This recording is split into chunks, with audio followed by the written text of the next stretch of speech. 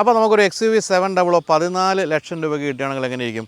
തീർച്ചയായിട്ടും സന്തോഷമുള്ള കാര്യമായിരിക്കും. കാരണം XUV 700 ടോപ്പ് എൻഡ് മോഡലുകൾക്ക് 27 ലക്ഷം രൂപയാണ് എക്സ്ഷോറൂം വില. അങ്ങനെയുള്ളപ്പോൾ നിങ്ങൾക്ക് ഇത്രയും വലിയ മനോഹരമായൊരു വാഹനം 14 ലക്ഷം രൂപയ്ക്ക് ഇപ്പോൾ ലഭ്യമായി ആക്കിയിരിക്കുകയാണ് കമ്പനി എന്നാണ് പറയേണ്ടത്. നമ്മളിപ്പോൾ കണ്ടുകൊണ്ടിരിക്കുന്നത് ഇതിൻ്റെ ഡീസൽ എൻട്രി ലെവൽ MX എന്ന് പറയുന്ന ഡീസൽ വേരിയൻ്റാണ്. ഇത് 7 സീറ്ററാണ്. പക്ഷേ ഇതിൻ്റെ പെട്രോൾ വേരിയൻ്റെ വില വെറും 14 ലക്ഷം രൂപയിലാണ് ആരംഭിക്കുന്നത്. ഇത് 14.5 ലക്ഷം രൂപയിലും അത്രയും വ്യത്യാസമേ ഉള്ളൂ.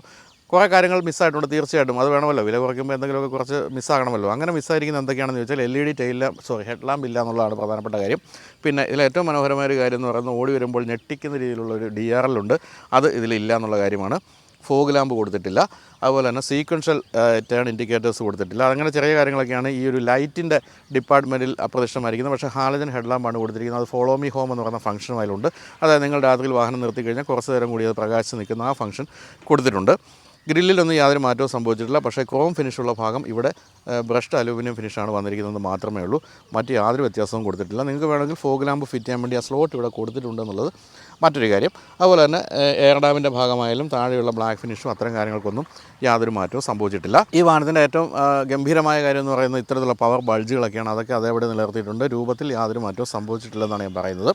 ഇവിടെ വന്നിരിക്കുന്ന മാറ്റം എന്ന് പറയുന്നത് അലോയ് വീൽ നഷ്ടമായി എന്നുള്ളതാണ്.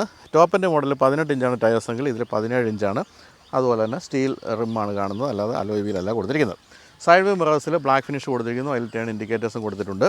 മറ്റൊരു കാര്യമുള്ളത് ഈ 14 ലക്ഷം രൂപയുടെ മോഡലിൽ പോലും ഈ തരത്തിലുള്ള ഫ്ലഷ് ടൈപ്പ് ഡോർ ഹാൻഡിൽ കൊടുത്തിട്ടുണ്ടെന്നുള്ള കാര്യമാണ്. അത് തീർച്ചയായിട്ടും ഒരു ഗംഭീര കാര്യം തന്നെയാണ്. അതിലൊന്നും മാറ്റം വരുത്തിയിട്ടില്ല. സൈഡ് പ്രൊഫൈലിൽ നിങ്ങൾ യാതൊരു മാറ്റവും കാണുന്നില്ല. പിൻഭാഗത്തേക്ക് വരുമ്പോൾ ഈ LED ടെയിൽ ലാമ്പ് അത് നിലനിർത്തിയിട്ടുണ്ട്. പക്ഷേ സീക്വൻഷ്യൽ ടേൺ ഇൻഡിക്കേറ്റേഴ്സ് ഇല്ലെന്ന് മാത്രമേ ഉള്ളൂ. XUV 700 എന്നുള്ള ബാഡ്ജിങ് ഇവിടെ കാണാം.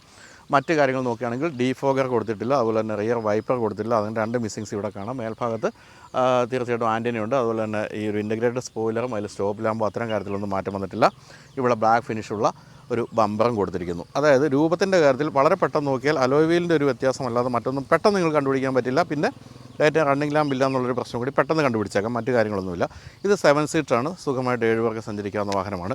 ഇനി ഉൾഭാഗത്താണ് കുറച്ചധികം മിസ്സിങ്സ് ഉള്ളത്. എന്തൊക്കെയാണെന്നൊന്ന് കയറി നോക്കാം. അപ്പോൾ ഉൾഭാഗത്തെ പ്രധാനപ്പെട്ട മിസ്സിങ് എന്ന് പറയാവുന്ന കാര്യം ഇവിടുത്തെ വലിയൊരു സ്ക്രീനിങ് ഒഴിവായിട്ട് ഇവിടെ ഒരു 8 ഇഞ്ചിൻ്റെ ഇൻഫർടൈൻമെൻറ്റ് ടച്ച് സ്ക്രീൻ ഇവിടെ വന്നിരിക്കുന്നു. അതുപോലെ ഇവിടെ ഒരു സാധാ മട്ടിലുള്ള ഒരു മീറ്റർ കൺസോൾ വന്നിരിക്കുന്നു. അതാണ് വ്യത്യാസമായിട്ട് പറയാവുന്ന കാര്യം.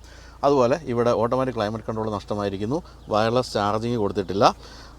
അതുപോലെ ഇതിൻ്റെ ഡ്രൈവ് മോഡുകൾ അതൊക്കെ അപ്രത്യക്ഷമായിരിക്കുന്നു. പക്ഷേ ആസ് ഇറ്റ് ഈസ് ഇങ്ങനെ നോക്കുമ്പോഴത്തേക്കും വലിയ വ്യത്യാസമൊന്നും തോന്നുന്നില്ലെന്ന് മാത്രമല്ല ഇത്തരം കാര്യങ്ങൾ ഡാഷ്ബോർഡിനൊന്നും കാര്യത്തിൽ യാതൊരു വ്യത്യാസവും വരുത്തിയിട്ടില്ല.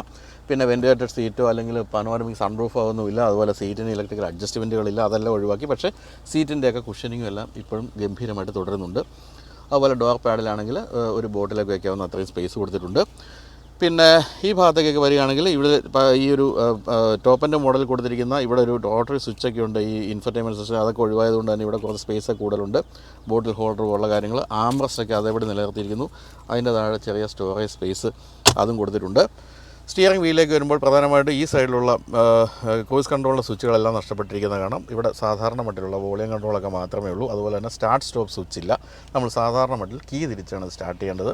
മീറ്റർ കൺസോളിൻ്റെ ഭാഗത്തും സാധാ മട്ടിലുള്ള മീറ്ററാണ് കൊടുത്തിരിക്കുന്നത്. നടുവിലായിട്ട് TFT സ്ക്രീനിൽ ചില ഇൻഫർമേഷനൊക്കെ ഉണ്ടെന്ന് മാത്രമേ ഉള്ളൂ. അതുപോലെ സൈഡ് വ്യൂ മിറേഴ്സ് ഇലക്ട്രിക്കൽ അഡ്ജസ്റ്റ്മെൻറ്റുകൾ ഇപ്പോഴും കൊടുത്തിട്ടുണ്ട്.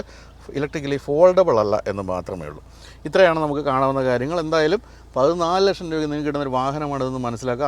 അങ്ങനെ മനസ്സിലാക്കിക്കൊണ്ട് നോക്കുമ്പോൾ തീർച്ചയായിട്ടും ഇഷ്ടം പോലെ കാര്യങ്ങൾ നമുക്കിതിൽ കണ്ടെത്താം. ഒട്ടും മോശമെന്ന് പറയാനാവില്ല. ഇനി പിൻഭാഗത്തേക്ക് വരാം.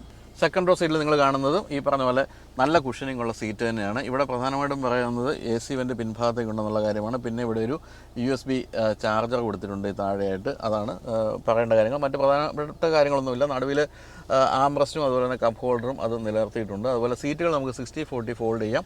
തേർഡ് റോ സീറ്റ് നമുക്ക് പൂർണ്ണമായിട്ട് ഫോൾഡ് ചെയ്യാം. അങ്ങനെ ഏറ്റവും പിന്നിൽ അല്ലെങ്കിൽ 200 ലിറ്റർ ഉള്ള ബൂട്ട് സ്പേസ് എങ്കിൽ ഇതെല്ലാം ഫോൾഡ് ചെയ്ത് കഴിഞ്ഞാൽ 1200ഓളം ലിറ്റർ ബൂട്ട് സ്പേസ് കണ്ടെത്താൻ സാധിക്കുമെന്നാണ് പറയേണ്ടത്. പിന്നെ തേർഡ് റോ സീറ്റ് എന്ന് പറയുന്നത് മുതിർന്നവർക്ക് കുറച്ച് ദൂരവും കുട്ടികൾക്ക് വളരെ ദൂരവും ഇരിക്കാവുന്ന സീറ്റെന്ന് മാത്രമേ പറയാനുള്ളൂ. എന്തായാലും മറ്റ് തരത്തിലുള്ള വ്യത്യാസങ്ങളൊന്നും തന്നെ സംഭവിച്ചിട്ടില്ല. ഇപ്പോൾ നമ്മൾ ഈ കണ്ടുകൊണ്ടിരിക്കുന്ന മോഡൽ എന്ന് പറയുന്നത് ഡീസൽ മാനുവലാണ്. 6 സ്പീഡ് മാനുവലാണ്. 2.2 ലിറ്റർ 4 സിലിണ്ടർ എംഹോക്ക് എഞ്ചിനാണ് ഇതിലുള്ളത്. 153 BSP ആണ്. 17 കിലോമീറ്ററോളം മൈലേജ് കമ്പനി പറയുന്ന ഒരു എഞ്ചിനാണിത്. അപ്പോൾ അങ്ങനെയൊക്കെ നോക്കുമ്പോൾ 14 ലക്ഷം രൂപയ്ക്ക് വാങ്ങിക്കുന്ന ഈ വാഹനം വളരെ എക്കണോമിക്കലാണ് എല്ലാ തരത്തിലും എന്നാണ് പറയേണ്ടത്. അപ്പോൾ ഇതിൻ്റെ കൂടുതൽ വിശദമായ വീഡിയോ നമുക്ക് നമ്മുടെ യൂട്യൂബ് ചാനലിൽ കാണാം. അപ്പോൾ അതുവരെ ബൈ.